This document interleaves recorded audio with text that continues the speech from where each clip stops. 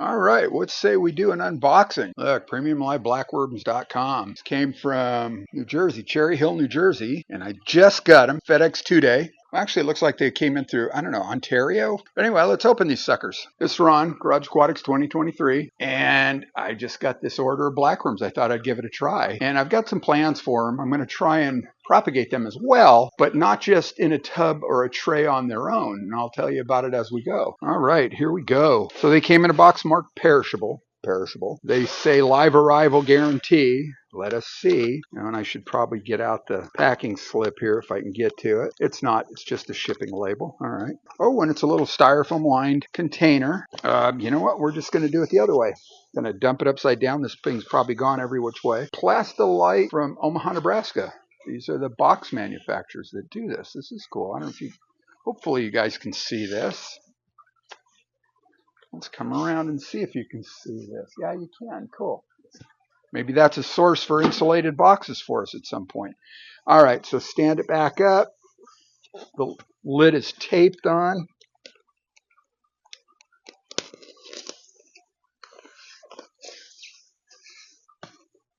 Now, one thing I had forgotten all about, and I remember Curtis once upon a time saying, don't forget, these things come complete with leeches a lot of times.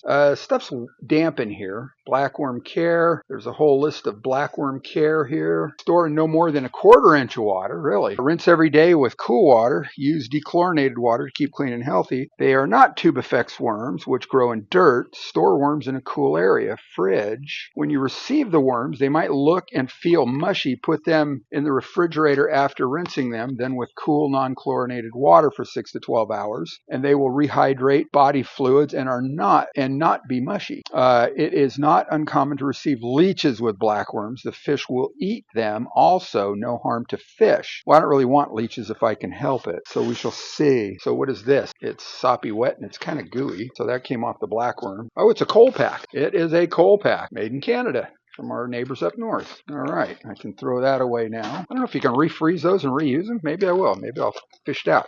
What's this? More coal packs. Wow, they take that seriously refrigerated. Another bigger Nordic ice coal pack. Long-lasting, reusable. So I'm going to go fish that other one out. Yeah. Why not? What's this? Yet another coal pack. And this is supposed to be, God, I don't remember, it's the second size up. I think it's 1/8 of an ounce of blackworms, say about 2,000. They look live. They don't look mushy. They are rubber banded. So now I got to rinse all these out of the bag into a bucket for now, and we will take it from there. So I need some dechlorinated water. So I guess the best place to get that is out of a fish tank. So here's what I'm looking at. I'm going to start by putting some aquarium water into the bag, rinse them down. So here we are, all rinsed down. Now I'm going to dump these in this bucket here. There we go. There's a few at the end of the bag. Let's see who gets the treat. Oh, those little Buenos Aires tetras are like grease lightning. So let me show you what I see. And there they are, a couple big clumps of blackworms. Now my plan is to put some in my 75-gallon tank, probably some in my betta tank. Let's walk around and do this. Now my plan is to put some in this tank, 75-gallon. Hopefully some will fall to the substrate and establish. I've seen that happen in other people's aquariums. So I figured, well, I can do that too. Get some to establish there. And I'm going to do the same thing here in my peacock gudgeon tank. Hopefully some will establish in the sand there. And the sturbys and the peacock gudgeons will eat those. And then hopefully, I'm going to put some into this tank here with the bettas. And there's bronze cories and a couple plecosauruses. And hopefully, and a really seriously buried amano shrimp. I just haven't figured that out yet, though. And hopefully they will establish in the substrate here. So as fish come along and clip their little heads off, they will make more. And that works also. And then I've got the tank in the house with the peppered cories and the Royal Farlowella whiptail catfish. Hopefully they will establish in the substrate there as well. And then I will also put the rest of them in this tray. And I'm going to add a air stone, keep the water, well bubbled, and see what we can do about proliferating them in this tray. I'm going to look for leeches just in case. One thing that was suggested, you will see them sticking to the sides or the bottom of a bucket like this. And so far I don't see any, but that doesn't mean anything. Let's get the flashlight. Know if that really helps or not. But I think we're going to feed some of these to some of the candidates and take it from there. This water is a little tannic because it came, and a little cloudy because it came out of my 75. I just cleaned the filter there and it put a lot of sediment back in the water. Let's feed these guys over here so you at least get to see that. So let's put some in with these guys. And I'm just going to stick my hands in there and grab a pinch. See how that works out. They are hard to hold on to. All right, well, here's a big clump. There's a pretty good sized clump. Hopefully some of those will work their way down into the sand, and it'll be a continual food source for these guys, because I don't think they'll be able to eat them all up right away. I wouldn't be surprised if the Corys give it their best shot. I know Corys like their worms. Catfish like their worms. So anyway, that's how I'm going to go about this, and I'm going to drop some in all the tanks I mentioned, and we'll see how it works. So we'll put a pinch of these in the 75. They're already going for them. Get some close to the bottom. They're all over the place. That'll help spread them out. Some are bound to make it down to the bottom. But in the meantime, the fish are fed. They like that. And here's the way I'm doing it. I'm putting a little water in the measuring cup and putting them in there and just pouring them in. So this is the tank with the peppered Corys and the Royal Whiptails. Royal Farlowella Whiptails. No, in here somewhere, and there's some. There's one right there in the glare. And there's also green jade shrimp in here. So what I'm going to do is just pour it in the stream here. They'll get washed down, and I'm pretty sure they'll get established in that tank.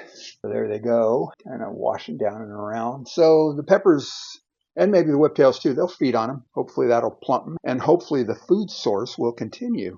Let's get a batch for the bettas. There we go.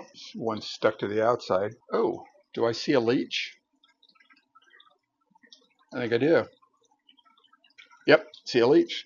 Let's just wash that down the drain. Down the drain. Now, what I just now realized is they're hard to see. They're almost semi-transparent. So very likely I've introduced a couple to the fish tanks. Now, that said, fish will eat them. So let's hope that's the case if I did introduce any. Now, this is the betta tank. Most of you have seen this one before. And here's the blackworms. And they call them California blackworms. Somebody pointed out, and it was a good call out on my stream yesterday, that California blackworm is just a common name. They don't necessarily come from California. Well, obviously, these came from New Jersey.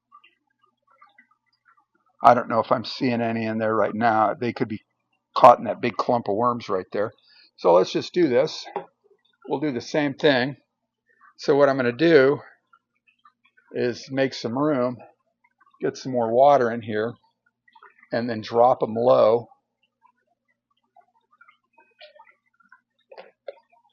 And there's the clump. And the bettas are having a heyday, but a bunch of them are going to get into the sand. And that's the goal.